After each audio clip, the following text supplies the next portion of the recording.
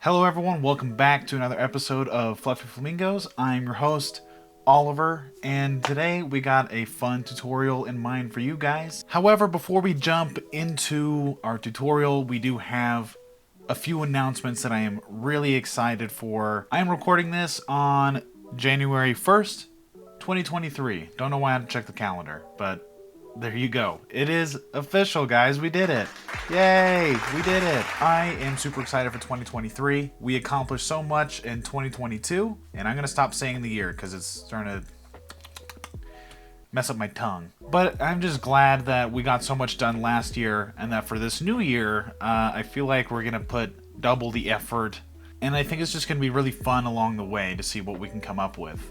So for the announcements, I am super proud to announce 3 upcoming projects that I think you guys are really going to enjoy. Yeah, I guess let's just start talking about it. So the first project we're going to do is a podcast called Creep Cottage. This podcast will be coming out about mid-February, and this is a spin-off of our Twisted Manor podcast.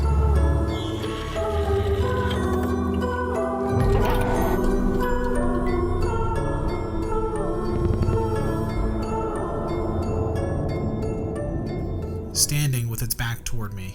The figure, hearing me chatting on the phone, slowly turned toward me. He was tall and heavy-set, with wild red hair, and appeared to be wearing light blue pajamas. His face was obscured by a killer clown mask. The mask was stark white, with dark black eye sockets and a twisted, malicious grin. Time seemed to suddenly slow way down. The clown did not move toward me. He simply stood there, staring. So for those of you guys who don't know what I'm talking about, I used to have a horror podcast with my wife, and after the divorce, obviously, that show did not continue. But I really miss that show. I really miss just looking up stories and having fun with it. So I did actually find a new co-host, and it's going to be so much fun. So Creep Cottage will be coming out this year, and it'll just be kind of a replica spin-off of this last podcast. So if you guys enjoyed that Twisted Manor podcast, I guarantee you guys are going to love Creep Cottage. We're going to be adding new segments, new bonus episodes, and things like that. So stay tuned, and I cannot wait for this to come out.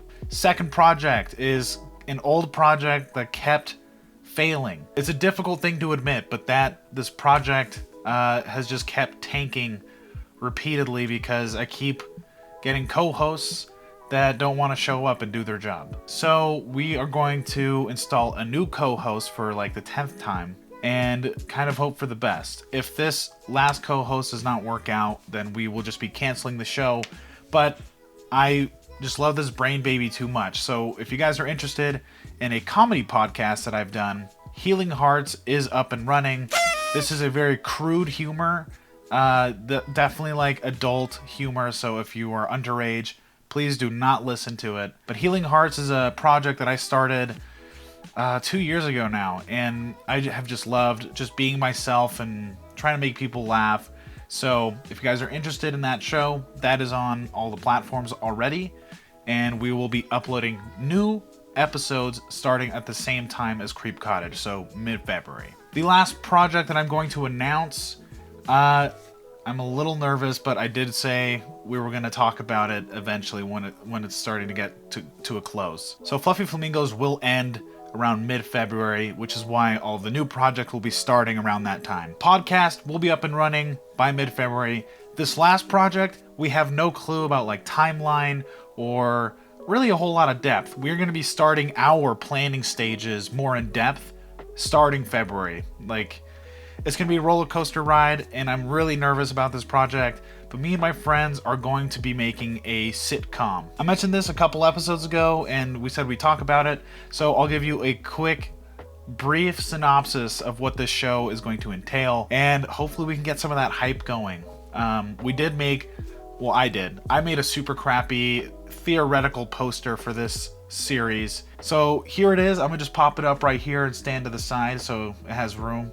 But it's called Broommates so far. We might change it, but we will see. The plot is pretty funny.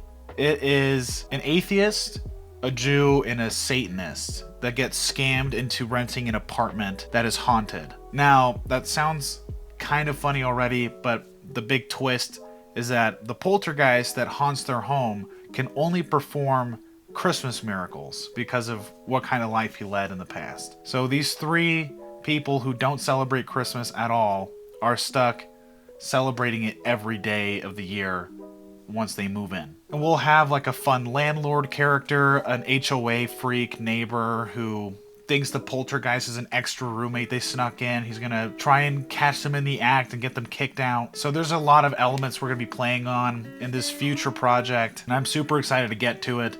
If you guys are excited or want to know more information, just comment below, hit me up on Instagram. You guys know the tag by this point, I would hope. And feel free to just message me in whatever form you think works best. But yeah, I'm super excited about this project, and I hope you guys will be too. Okay, so that's it for the announcements. I know that was a lot, but I can't wait for any of these things to start. And I hope you guys kind of follow me on my journey, because I won't be on YouTube like this anymore, aside from my other channel.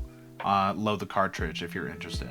But I will just be trying to interact with fans and people that want to know more about these projects. So if you guys are curious about following along, again, I will be on Instagram pretty frequently updating you guys on what's going on. So thank you guys for sticking around for the announcements if you did, and if not, totally understandable. These could be pretty long. Alright, so down with the tutorial. I'm pretty excited to talk about our topic today. We have done this tutorial in the past, but I think that it needs an update. It needs more fleshing out and a bit more oomph. And I think we can deliver that today. So let's just talk about the Biddle trick. This is a super fun effect that is not the most complicated, but the reason I put it here in like this top tier section of advanced tricks is because of the body language and the movement that you have to do in order to make this convincing. So something that we don't really talk about on this channel, which we will be doing from now on, is body language and how that affects our performance. How believable are we with this specific sleight, with this movement, with our eye direction? This is going to play a big role on that, and we're going to talk about how to make this convincing, how to make it believable for our audience. We're going to be using Bicycle Mystical. Let's just show you guys a quick performance, and then we will do a tutorial. Alright, let's hope I can do this properly. Alright guys, so welcome to the performance of the Biddle trick. So it'll look something like this. The spectator will pick a random card. So go ahead and take a look at that guy. Awesome. And then we'll just sneak him in somewhere into the deck and make sure he's nice and lost. Now, as a magician, my job is to find your card in a magical way, right? So I'm gonna guess whether it's in the top half or the bottom half, right? I'm gonna guess it's in the bottom half. So we'll get rid of the top half for now. And I'm gonna guess, I don't know, it's probably one of the top 5 cards. So we'll go through these cards, and if you were here in person, don't tell me if you see your card until I ask. That's the important thing, right? So we have 10 of clubs, King of hearts, 4 of spades, Jack of clubs, and the 10 of spades, right? So if your card is in here, you would tell me. I will just assume that I got it right. So this part, we're just gonna try and figure out which one is in the pile. So we got 1, 2, 3, 4, and then 5 cards. So what I'm gonna try and do is narrow down which one is yours, okay? So if I did this right, we should have only 4 cards left. So was it the King of hearts, the 10 of spades, Jack of clubs, 10 of clubs? Probably none, I'm gonna guess. So if we actually check the deck, okay, you spread through, you'll see there's one card face up, and that is the 4 of spades. Alright guys, so that was the performance of the Biddle trick. So this may not come across with the body language that I was discussing earlier, just because of the angle I'm in. and I don't actually have a spectator in front of me, but we will talk about that body language and how it affects the routine. First things first for the tutorial is we'll select a random card. So for this example, we will just use the 5 of hearts. So for the spectator, we want them to believe that their card has teleported into their hands. So the best way to do this is to fake having 5 cards in our hand and then making one vanish and then having their card already set in the deck. So that's going to be our job. So we're going to take their card and we're going to mix it in, okay? Control it to the top and do whatever false cuts you would like, okay? But whenever you're ready, just cut the deck and keep a break. So there's their card on top, and whenever you're ready with when you're done with your false cuts and whatever, just cut the deck and then keep a break above their selection. From here, you will just insert your fingers and do a one-handed fan, or you could cut the deck and just put it in 2 piles, whatever works for you. I like to do the fans and kind of mix them around. Which one is it? Is it the top half or the bottom half, right? I got to figure out which one is which. So you're going to get rid of the top half because we clearly know their card is not in the top half. So just set that in their hands, cupped, okay? So we have talked about this briefly in the past, and that is audience management.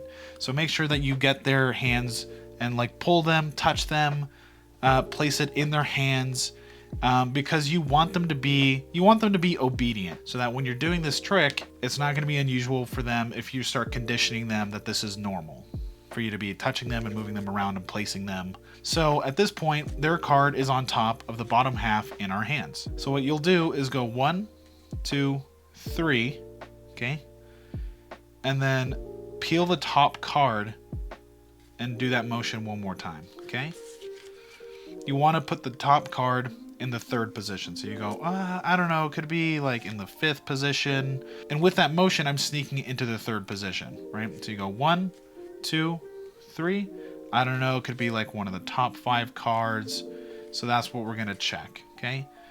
So you flip over the top 5 cards and their card will be in the middle. So with this trick, it's called the Biddle trick. And that's because of this next move, this next sleight we're going to do. So Biddle is the position that you hold the cards in, okay? And we're gonna bring this a little bit closer to the camera so you can see what's going on. So what's gonna happen is you're gonna put your thumb on the bottom towards the middle. Your middle finger is gonna go identically to the top, right? Mirroring your thumb. Your other fingers are gonna kind of rest on the corner of the card, and your index finger will lie on the center, going across. So that is the Biddle. That is the Biddle grip. So this grip is actually used for dribbling as well, dribbling the cards. So if you guys know how to dribble, that is the same grip on the cards. So here you're going to be peeling cards one by one. You're going to go 7 of hearts, ace of spades, and now we know the next card, the 5 of hearts, is their card because it's in the middle. So let's show that again, right? So you have 2 cards peeled off. You're going to peel the 5 of hearts, and you're going to get a break underneath the 5. And when you go to peel the next card, you're going to load the 5 under the deck, okay? So as you load that, the same time you're going to peel the next card, okay? So in real time, that should look something like this, okay? And there you go, the 5 is gone. It's loaded onto the bottom. Then you just peel the last card and ask them if their card was in that pile. So they will say yes, okay? Don't spread this out and show that their card's missing.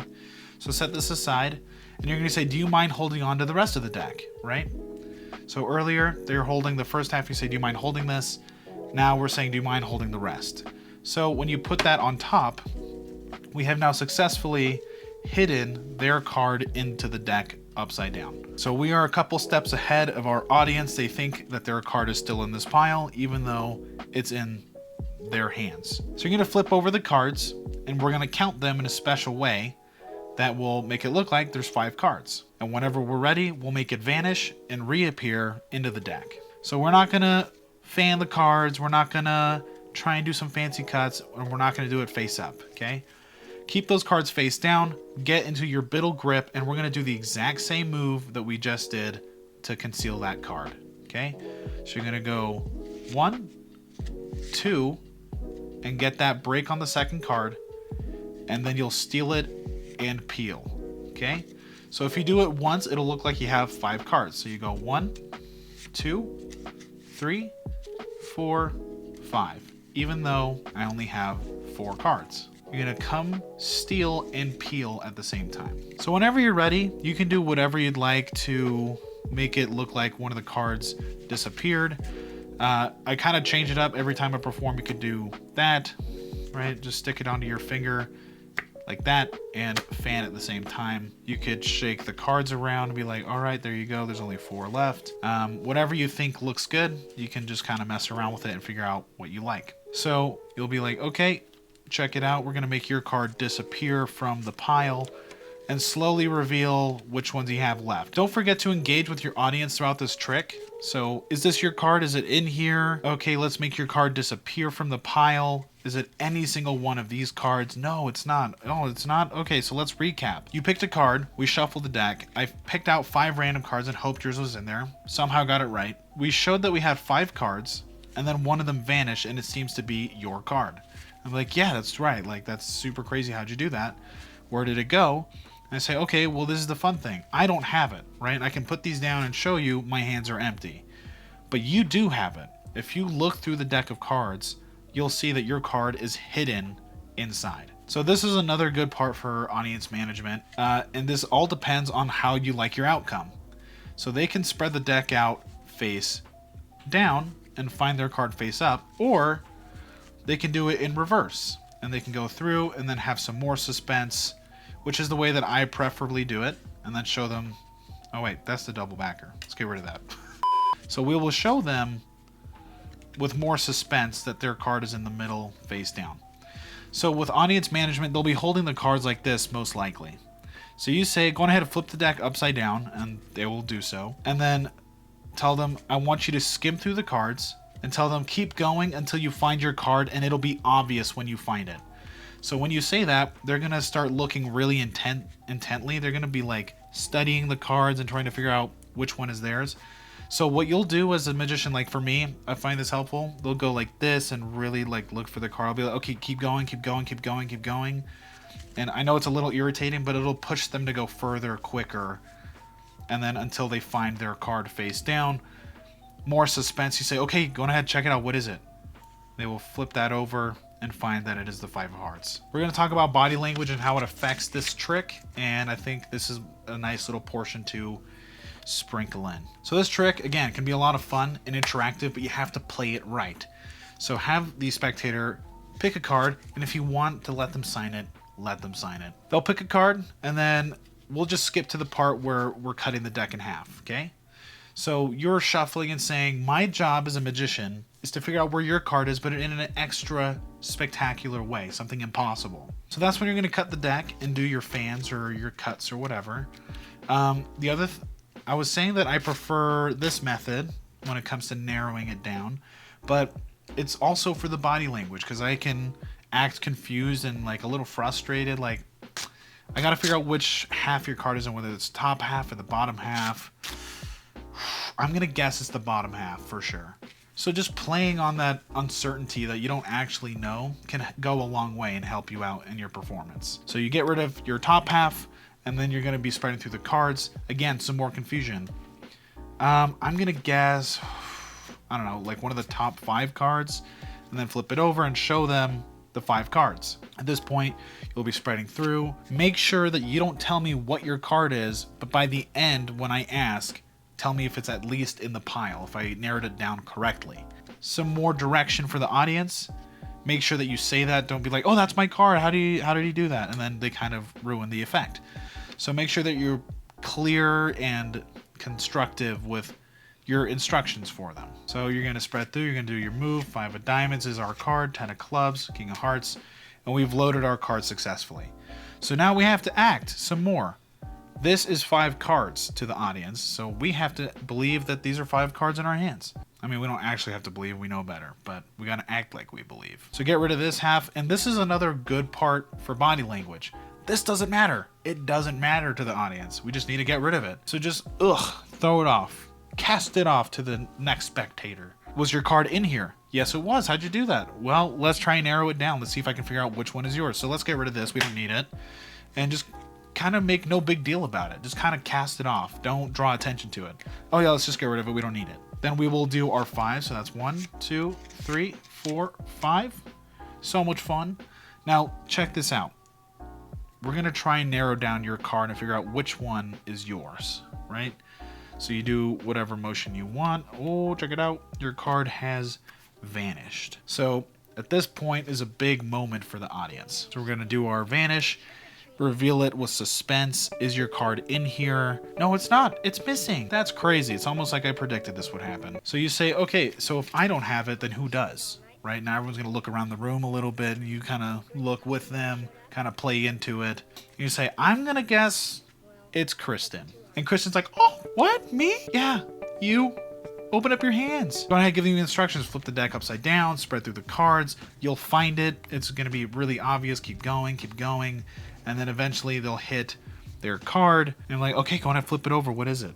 Almost like a dad giving his son a birthday present. He's like, all right, open it up. What do you think it is? We all know what it is. What do you know? It's a 5 of diamonds, and you win because you just crushed a sick magic trick and probably fooled and scared a couple of people. But that is the Biddle trick. It is a lot of fun to perform, and just the more that you get to play into it. I don't know whether or not this is talked a lot about in the community. I haven't really heard it, but being a magician is also partly acting. You have to act surprised, or you have to act like you don't care about that pile. You have to act like there are 5 cards. You know, you have to make it believable. We talked about magic being more than just a robot performing tricks over and over again. You need to have the mind difference to know when it's time to perform the sleight and when it's time to perform the act. And a lot of the time, those will interact. Those will overlap. When I'm counting those 5 cards, I need to think those are 5 cards for the audience. I'm doing a sleight and some acting at the same time. So keep that in mind, that it's all about expression and body language, and that ultimately helps you with misdirection, with sleight of hand, and with believability with your audience. So don't forget to hold on to that lesson. It is going to be super valuable the more that you do magic. All right, folks, that was it for the tutorial. Yeah, this trick is just a lot of fun to perform. Thank you guys for watching the Biddle trick tutorial. I've been Oliver, and you guys have been awesome. I will see you guys in the next episode of Fluffy Flamingos.